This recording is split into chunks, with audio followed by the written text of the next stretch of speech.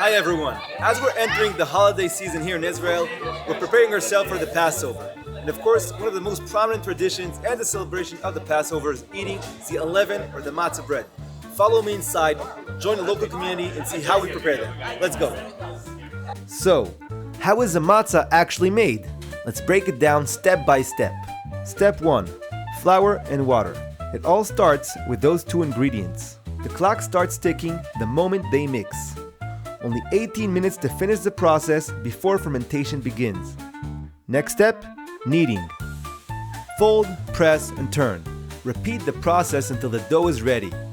Here's your chance to get your daily workout. After reaching the right consistency, it's time to roll out the dough. This is the part where we'll get the nice and flat traditional form of the matzah. It's essential to keep flipping the dough so it doesn't stick. The flat shape ensures even heat distribution in the oven, which is crucial for speed as well as preventing any leavening and fermentation. Okay, we start with 18 minutes.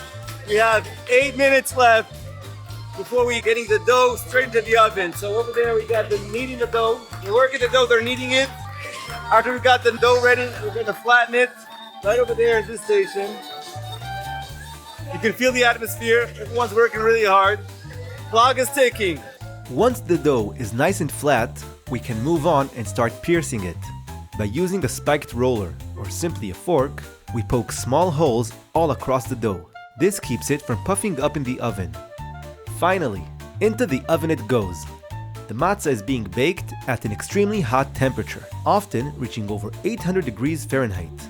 In just under a minute, boom, the matzah is done. Time's up. Whatever's not in the oven, by now, it's thrown away, it's gone, can't use it, non-kosher. Matzah is also known as poor man's bread and has great significance to the story of the Exodus. It reminds us that we were all once enslaved and sometimes still are. And it teaches us an important lesson in humility as well as faith or hope and redemption. There we have it, guys. 18 minutes and 18 minutes only. That's the time we have for the moment the flour touches the water until the matzah is ready. If it didn't make it, it's not kosher. This one, for example, didn't make it. Well, might as well enjoy it. Happy Passover. Great. Not really.